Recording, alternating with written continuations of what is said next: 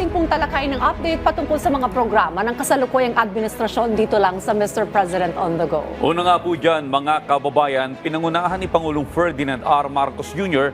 ang paggunita sa araw ng kagitingan sa Mount Samat sa Bataan bilang pagkilala sa mga bayaning lumaban para sa kalayaan ng bansa.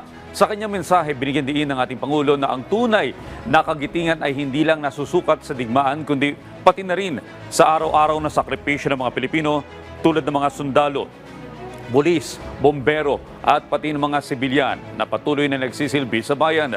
Kasabay ng pag-alala sa mga bayani, hinimok ng ating Pangulo ang mga Pilipino na huwag kalimutan ang mga aral mula sa mga nakaraang digmaan. Anya, ang tunay na solusyon sa digmaan ay kapayapaan at hindi panibagong labanan. Hinimok din ni Pangulong Marcos sa mga Pilipino na huwag kalimutan ang iniwan na aral ng digmaan. Hindi rin daw makakamit ang kapayapaan kung isang bansa lang ang kikilos. Dahil kailangan aniya ang pagkakaisa at pagtutulungan ng lahat para makamit ang tunay na kapayapaan.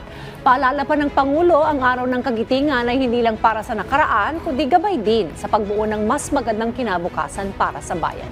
Samantala, pinangunahan din ni Pangulong Marcos Jr. ang viewing ng Mount Samat National Shrine Underground Museum sa Bataan at pumunta sa Camp General Emilio Aguinaldo sa Quezon City bilang bahagi po ng paggunita sa ika-83 araw ng kagitingan.